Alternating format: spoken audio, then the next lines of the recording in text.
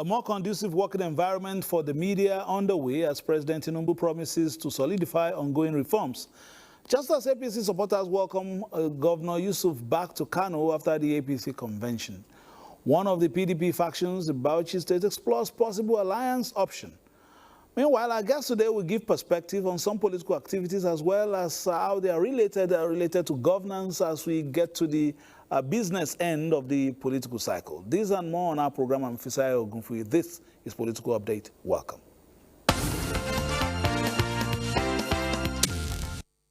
President Bola Tinubu has promised to continue to work and ensure that various reforms embarked upon by his administration work well for the benefit of Nigerians. Minister of Information and National Orientation Mohammed Idris relayed this assurance after meeting with the president in Lagos on Sunday. The minister said he also briefed the president on issues bordering on stability of the media industry in the country, stated that the president is poised to ensuring a more conducive environment for the media. The minister also spoke on the significance of the recent meeting between President Tinubu and his Chadian counterpart, Mahamat Debi Itno. To continue to inform Nigerians that he is indeed listening to them, all the the observations about what is happening in the country.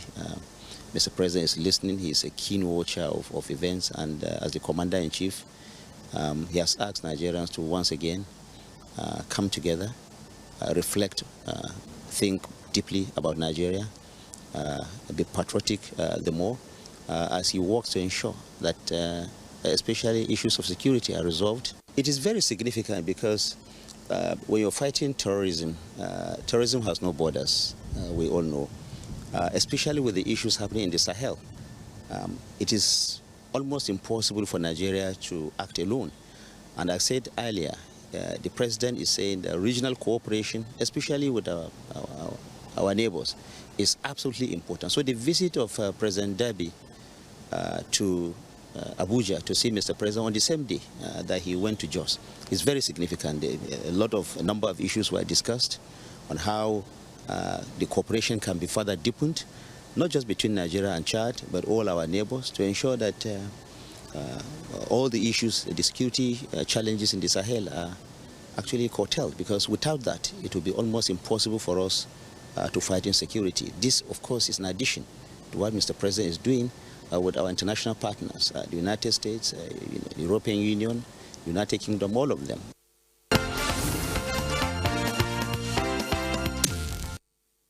Now, Kano State Governor Abba Kabir Yusuf has reaffirmed his commitment to sustained collaboration with the federal government to drive meaningful development in line with President Tinubu's renewed hope agenda. He stated this while addressing a crowd of All Progressive Congress APC supporters who welcomed him back to Kano following his participation in the party's national convention in Abuja. Governor Abba Kabir Yusuf has been away from Kano for the past 2 weeks on official and political engagements. He attended the All Progressive Congress APC Zonal Congress in Kaduna and the party's national convention in Abuja, alongside other engagements of national and state importance. His return to the state, however, was far from routine. A large crowd of party stakeholders from across the state thronged the Malam Aminu Kano International Airport to receive him, while many others lined major roads to express their solidarity. As the governor's motorcade moved through different parts of the state, it was repeatedly slowed by residents who came out from their homes and places of business to welcome him. What would normally be a 15-minute journey stretched to about 7 hours. Addressing supporters on arrival, Governor Yusuf described the show of solidarity as a call to further intensify efforts in delivering development programs and projects across the state. Continue to provide dividend of democracy, especially on areas of education, infrastructure, health, agriculture, employment and employment are our teaming needs. He also restated his commitment to the Kano First agenda, which aligns with President Bola Tinubu's renewed hope agenda aimed at achieving sustainable progress in the state. Meanwhile, the founding member of the People's Democratic Party and former Jigawa State Governor Sule Lamido has called on party members to remain law-abiding by participating in the nationwide voter registration revalidation exercise announced by INEC. He made a call during a stakeholders meeting at the PDP State Secretariat in Dutse, stressing the need to strengthen the party ahead of forthcoming elections. The meeting, Sule Lamido reaffirmed his loyalty and that of his supporters to the PDP, declaring their readiness to contest all elective positions from the State Assembly to the presidency under the party's platform. I mean, the process, we're going to election. Therefore, the process under INEC, electoral program, that we're going to be party primary at all levels to elect, our candidates. That's the next thing. We're going to do that. From, House of Assembly to governorship, National Assembly to president, we'll do that. Lamido also urged members to take part in the party's ongoing digital registration exercise while commending their commitment and loyalty.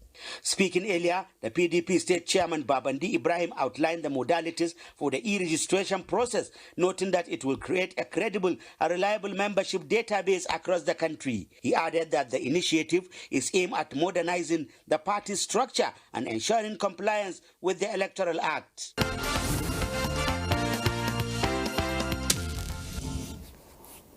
All right, we apologize for some of the dark pictures as received from source, but that is PDP, one of PDP stalwarts and chieftains, Alhaji Sule Lamido, former governor of Jigawa State, speaking there.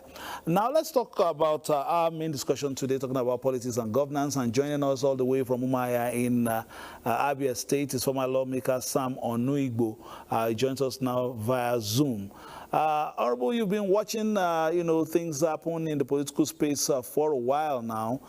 First of all, what are your comments talking about because now we're in the business end of, of the election cycle. Of course, we're talking about going to the elections, looking at the the conventions we had a fortnight ago from two of the main parties, the ruling party APC and of course the PDP. That means, of course, the political season is upon us. So how would you advise those in positions of authority to be able to handle one while not allowing the other one to suffer?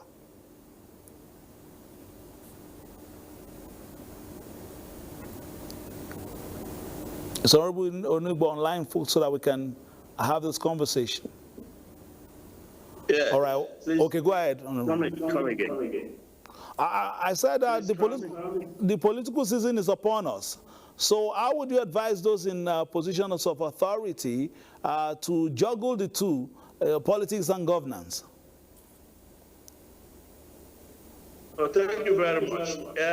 This is something we know comes from season to season.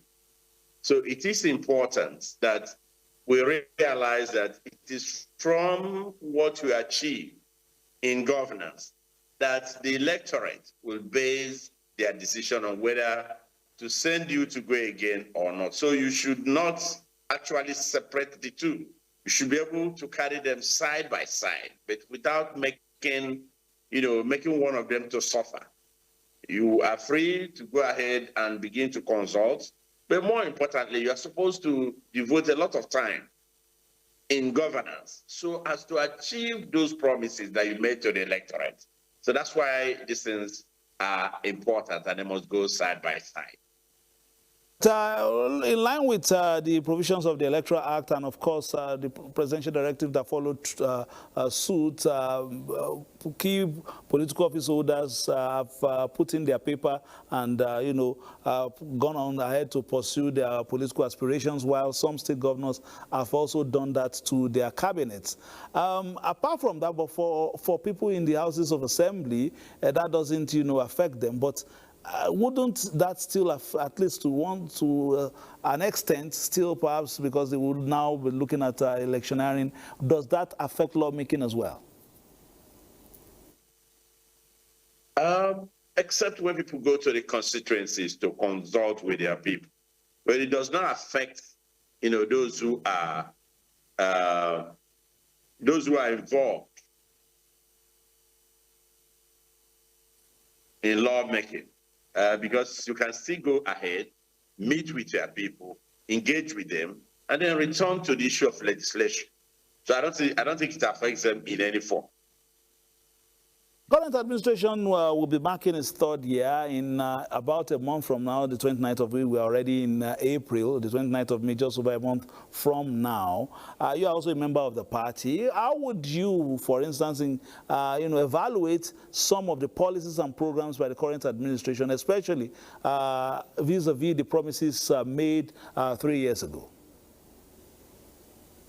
Well, thank you very much indeed, Fisayo, for this question. One thing is clear, when you are beginning a process, sometimes there's a lot of uncertainty. But in this case, from the leader of the party, that is President Bola Ahmed Tinubu, the promises he made in his inaugural speech, he's been taking them one by one, but in a coordinated manner. And that has actually begun to bear visible fruits. For instance, he removed subsidy on fuel on the 29th of May, 2023. And there was a lot of concern. But today, from what the governors are able to do, from the governors no longer moving around, cap in hand to get bailouts, which to pay salaries, and then from the governors also embarking on some projects, it's obvious that the removal of subsidy is beginning to help even the sub-nationals to do better. All we are appealing is for the governors to allow the local governments to have access to this windfall so that at the local government level, we can see similar activities going on. That's one. So President did that. If you're talking about promise, he promised that, and that has borne fruit. Then the president also talked about unification of the rate of exchange.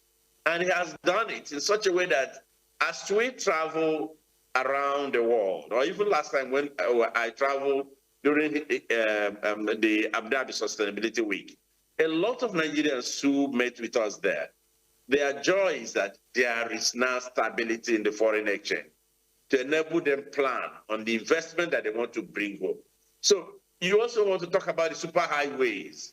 If you go to places like the United States and some other countries, you enter one superhighway and you crisscross the entire country.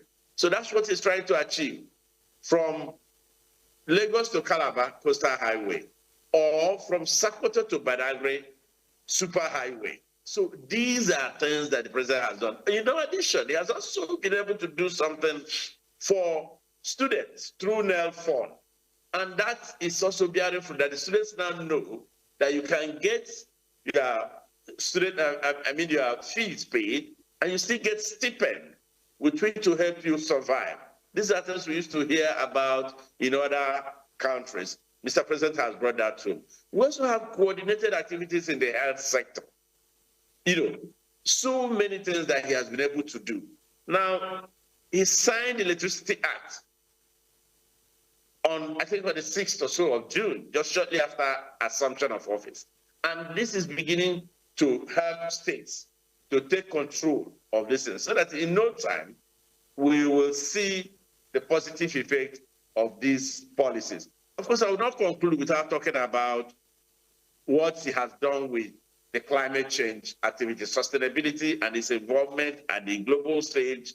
These things are geared towards driving a nation in a way that you have an economy that is sustainable, and in a way that ensures that you still develop living space for people who are coming behind us. Spoken in glowing terms, of course, you are also a member of the All Progressives Congress, so I don't expect anything less. But apart from that, it's a whole package. We're talking about so many governors, of course, joining the APC as well. Have they done well, perhaps, to advertise, the concept of APC governance at the state level also? Because you've spoken about what the federal government has done in terms of policy and programs and timelines, but has that cascaded down as far as the states are concerned with these huge monies? I had a guest, I think was last week or the week before, talking about almost 4 to 5 times what states used to get before. But is that reflective in the quantum of progress you are seeing at the state level? Well, it is not exactly one-size-fits-all situation. But I know that some states have done very well. You know, when Mr. President was in Enugu, I think on the 4th of January 2025, was able to commission a number of projects done by Governor Mba. And so many other states. Just recently, they commissioned the Gateway International Airport, executed by Governor Abiodun, and things like that. You see have a sprinkling of these things in different places. Like I said earlier, resources are accruing to the states. I was once a commissioner for finance. They have quadrupled. There's no doubt about that, and no governor has disputed that. In fact, in some cases, some governors have come forward to say, we never had it so good. So that's a fact. But like I said in my first intervention, it's just for them to allow the resources that are accrued to them, especially those that are meant for the local governments, to get down so that we get development from the grassroots up to the top of the government, which is getting to the federal government. So if funds have been released to the governors by Mr. President as a result of the removal of subsidy, we also expect the governors to be able to allow these funds to reach the local government, because it's, in some states, like I intervened last time, NTA did an interview for Obingwa local government, where the local government chairman was unable to explain why, despite the money he was getting every month, nobody could drive into the local government. And it is like that in so many other local governments in Abia. So what we are saying is that we expect a situation where the governor or the governors in different states, in addition to the money they are getting, they don't assist the local government so that the kind of development we are praying for, we are looking forward to experience, is going to be, something that is coordinated and that, comes from bottom to the top. That way, everyone will be involved, and we will even be able to address the issue of insecurity. You just mentioned something, being a former minister, former commissioner for finance in your state. What would you say is the problem? What are the hurdles from this money getting down to the third tier? Why is there a hold up around the state level? It's coming out from a superhighway from the federal government. When it gets to the state, there's hold up at the junction. Well, it's difficult for me to really know why there's hold up, because no one expected us to be in this situation where we are still struggling. The federal government went to court. They had a Supreme Court judgment of, July 11, 2024, and we are still struggling. And some of the governors are saying, that there are ambiguities within the judgment and all that. But like I have always said, when a judgment is given to ask somebody who contested the election as a gubernatorial candidate to assume office as governor, there is celebration, and he assumes office. But now, to implement a Supreme Court judgment, you are saying there are ambiguities. It's difficult for us to reconcile these two situations. I think we need to continue to appeal to them for them to allow these resources to accrue to the rural areas so that we can address the challenge of rural-urban drift or migration. We can address, the issue of agricultural development at the rural area, and more importantly, so that local government chairmen can now reach out to some individuals that they know that have the potential to cause problems before they begin to cause problems. That way, you'll be able to address insecurity in most of the places. So we are still appealing to them. And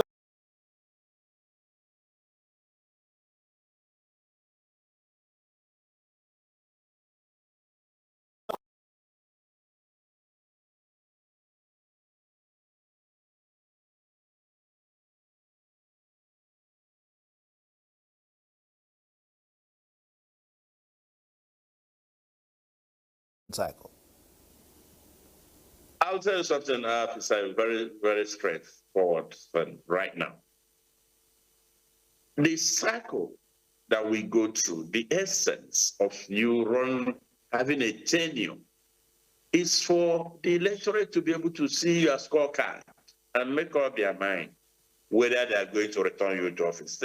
The issue of election is the power that the electorate has to review your performance and know whether to give you a pass mark to continue or to say we are done with you.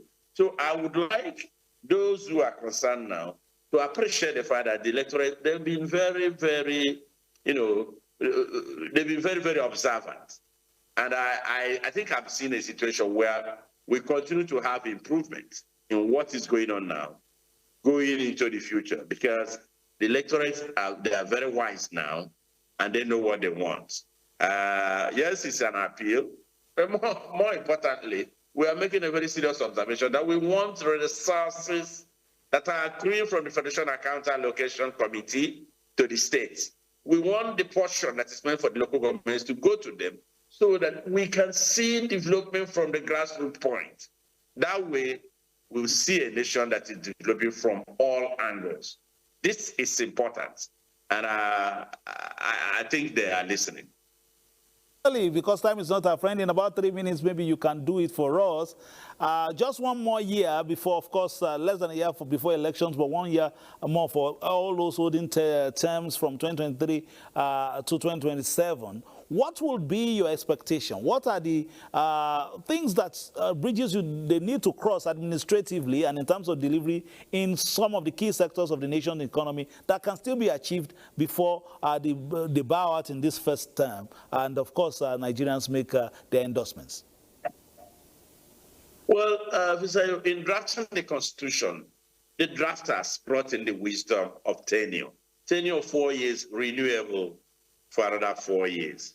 And you are done in most of the positions, especially the executive positions. So I see a situation where those who have been elected in the executive capacity, where they would like to work and achieve their records. Look, let me tell you, there's a transformation within the country. That's a huge transformation right now. Where you are elected, you must work for those who elected you to see what you are doing. If you check around, you will find that there have been changes in patterns in how people have been represented, either as executive or people who are in the National Assembly. So for me, between now and next year, I would like to see a situation where people deepen and broaden the positive aspects of what they are doing so as to easily convince the electorate to return them to office. Honorable Simon Nwigbo, many thanks for your interventions today. I'm sure you also admired my cap. I went eastern today just to host you on this program. Hopefully when you return to Abuja, we'll deepen our conversation. That has been political updates on politics and governance and what to be saying as the political season is upon us with different conventions, national conventions of political parties coming on. Thank you very much, Honorable Simon Nwigbo. Before we go, we'll take one more. The African Democratic Congress, ADC, has announced the appointment of special representatives in key global capitals as part of efforts to strengthen its national and international engagements. In a statement by its National Publicity Secretary, Malam Bolaji Abdullahi, the party says the initiative is aimed at promoting democratic accountability and providing credible information on Nigeria's political environment. The ADC notes that representatives will serve as official liaisons with foreign governments, international organizations, media, and the Nigerian diaspora, while also communicating the party's policy positions. The party identifies cities including Washington, D.C., London, Brussels, that is in Belgium, Berlin, Ottawa, Paris, Pretoria, that's in South Africa, Addis Ababa, Nairobi, Accra, Geneva, and New York for the initiative. It also announces plans to launch a national documentation initiative to track incidents affecting political participation across the country. On that note, we've come to the end of Political Update for today. The next edition is on Friday. Between now and then, play your policies for the greater good and keep it locked on Africa's largest and finest, the Nigerian Television Authority, for news reviews, previews, and interviews. Bye-bye.